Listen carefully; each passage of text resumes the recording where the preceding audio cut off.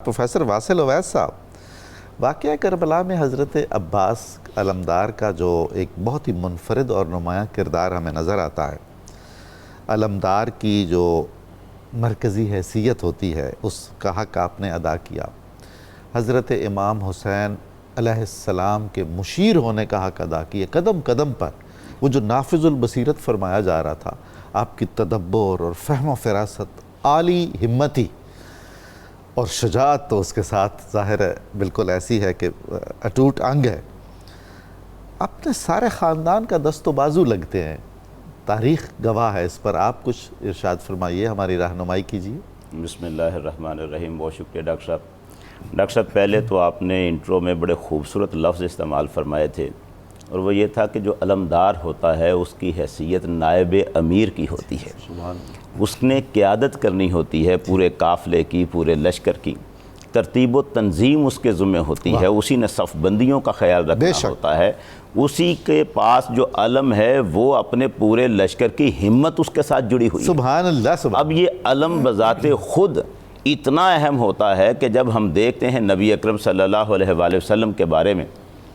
آپ صلی اللہ علیہ وسلم جنگ موتا، غزوہ موتا جو ہوا ہے، اس کے بارے میں جو تعارف آپ دے رہے ہیں بخاری شریف میں، ہمیں جو اس میں بات ملتی ہے وہ یہ ہے کہ آپ منظر بیان کرتے ہیں، اور اس منظر میں یہ ہوتا ہے کہ جھنڈا پہلے زید کے پاس تھا، حضرت زید رضی اللہ تعالیٰ عنہ، اخذ الرایۃ زید فاصیب ثم اخذ جعفر فاصیب ثم اخذها عبداللہ ابن رواحہ فاصیب۔ بات ہی یہی ہو رہی ہے کہ پہلے جھنڈا زید کے پاس تھا، وہ شہید ہوئے، پھر جھنڈا جعفر نے پکڑا ہے، پھر وہ شہید ہوئے، پھر اس کے بعد عبداللہ بن رواحہ نے پکڑا، وہ شہید ہوئے۔ اس کا مطلب ہے شہادتیں ہو رہی ہیں، کوئی جھنڈے کو گرنے نہیں دے رہا۔ کیا بات! وہ جو علم کو، جھنڈے کو سنبھال کے رکھنا ہے اور سارے لشکر کے ساتھ اس کو، ان کے حوصلوں کو، ان کی ہمتوں کو جوڑ کے رکھنا ہے، یہ کام تو علمدار کا ہوتا ہے۔ حضور اسی لیے تو علمدار کو سب سے زیادہ نشانہ بنایا جاتا ہے، سب کی نظریں اس پر ہوتی ہیں، سب کے نشانے پر وہ ہوتا ہے، اور اس نے سب کا دفاع بھی کرنا ہے، سارا معاملہ۔ ڈاکٹر صاحب نے ایک بڑی خوبصورت بات کی، میں اس کو بھی تھوڑا سا عرض کرتا ہوں۔ یہ جو شیر کے مختلف نام ڈاکٹر صاحب نے لیے، تو ان کی یہ اصل میں شیر کی مختلف حالتوں پر نام ہیں۔ جب وہ اپنی کچھار کے اندر بیٹھا ہے، عمومی حالت میں ہے، تو اسد اس کا نام ہے، اور جب وہ اپنی کچھار سے باہر نکلتا ہے، پروکار انداز میں، پرسکون انداز میں چلنا شروع کرتا ہے، تو پھر اس حالت کا نام غضنفر ہوتا ہے۔ اور یہی اگر جاڑیوں میں چھپ کر بیٹھ جائے اور اپنا شکار پر نظر رکھ کے بیٹھ جائے، تاک لگا کے بیٹھ جائے، تو اس کا نام حارس ہوتا ہے۔ پھر یہی جب جاتا ہے اور اپنے شکار کے پیچھے اس کا تعاقب کرتا ہے اور حملے کی تیاری کرتا ہے، تو اس حالت میں اس کا نام زیغم ہوتا ہے۔ اگر یہ حملے میں کود پڑتا ہے، شکار پر حملہ کر رہا ہے، اس میں کود پڑا اور پے در پے حملے کرتا ہے، تو اس کا نام زرگام ہوتا ہے۔ لیکن یہ ساری باتیں جڑی ہیں شکار کے ساتھ۔ ایک مرحلہ وہ آتا ہے جب اسی شیر کا پالا اپنے دشمنوں سے پڑتا ہے، شکار اور ہے، دشمن اور ہے۔ جب دشمنوں سے مقابلہ پڑتا ہے اور یہی شیر غصے میں بپر جاتا ہے، غضب اس کا نظر آتا ہے، اس وقت اس کا نام عباس ہوتا ہے۔ کیا بات! اس وقت اس کا نام جو عباس ہے، یہ حالت ہے۔ اور جناب حضرت عباس علیہ السلام کے بارے میں کیا خوبصورت کہا، ان ابو الفضل ان تسل عن العباس والوفا، اگر تم پوچھتے ہو بہادری کی بات، اگر تم پوچھتے ہو وفا کی بات، ابو الفضل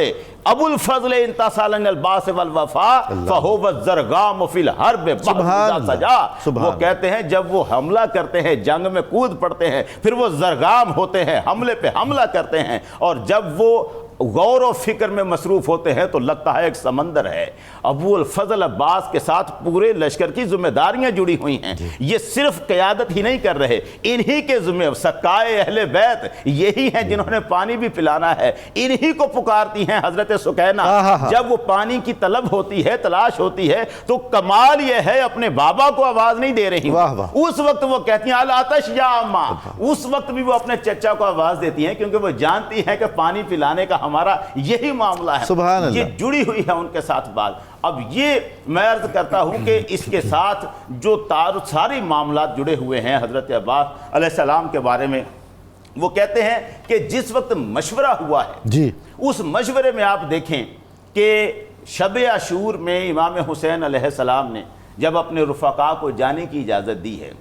تو اس وقت روشنی دوبارہ ہونے پر، چراغ جلائے جانے پر جو سب سے پہلے بولتا ہے وہ حضرت عباس علیہ السلام ہے۔ اور آپ یہ فرماتے ہیں، آپ ہمیں کہتے ہیں کہ ہم چلے جائیں، لما نفعل ذالک، ہم ایسا کیوں کریں، لکی نبقى بعدک، تاکہ ہم آپ کے بعد بچے رہیں، آپ نہ رہیں ہم رہیں، یہ کیسا ہو سکتا ہے؟ لا اران اللہ ذالک ابدا، اللہ ہمیں کبھی وہ وقت نہ دکھائے کہ آپ نہ ہو اور ہم رہیں۔ واصل صاحب، میں نے ایک روایت پڑھی ہے، مجھے نہیں معلوم، میں اس کی تصدیق نہیں کر پڑا، لیکن اس نے ایسا کیف و سرور طاری کیا ہے کہ جب امام علی مقام نے فرمایا کہ چراغ بجھا دیا جائے،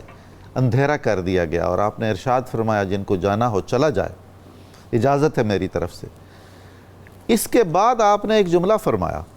عباس اٹھو اب چراغ جلا دو۔ چراغ جلا، اس کا مطلب یہ ہے کہ آپ کے حاشیے خیال ہی میں تھا ساری دنیا بھی چلی جائے گی تو عباس نہیں جائے گا، عباس یہیں رہے گا۔ بہت خوبصورت آپ نے بات کی ہے کہ تبھی تو آواز دی ہے، میرے میں آواز دی ہے کہ عباس اٹھو، مطلب یہی تھا کہ عباس تو یہاں پر ہے، اور یہی بات ہے جو آپ کی مرکزیت ہے اور آپ کا جو کردار ہے کہ جس وقت جناب کی شہادت ہوتی ہے حضرت عباس کی، جو جملہ امام حسین علیہ السلام کی زبان اقدس پر کمال ہو گئی، بیٹے کی شہادت پر وہ جملہ نہیں آیا، نہ علی جناب علی اکبر کی شہادت پہ نہیں آیا، علی اصغر کی شہادت پہ نہیں آیا، اتنے جانثاروں کو قربان کیا نہیں جملہ آیا، اور ان کی شہادت پہ ان کی آواز سنتے ہی لفظ تھے، الان انکسر ظہری وقلت حیلتی، اب میری کمر ٹوٹ گئی ہے، اب میرا حیلہ کمزور پڑ گیا ہے، اب میری طاقت، اس کا مطلب ہے دست و بازو تھے حضرت عباس علیہ السلام ان کے۔ اور یہ بھی کمال ہے کہ سارا کچھ ہونے کے باوجود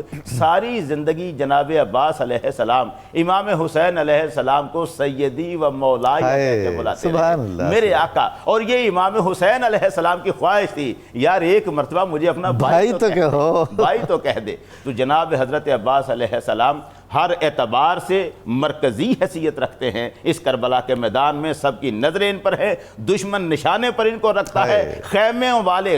والے بھی آپ ہی کی طرف دیکھ رہے ہیں۔ اللہ تعالیٰ نے کمال صلاحیتوں سے نوازا، اور شجاعت و بہادری وہ تو حیدر کرار سے ورثے میں پائی۔ سبحان اللہ، سبحان اللہ۔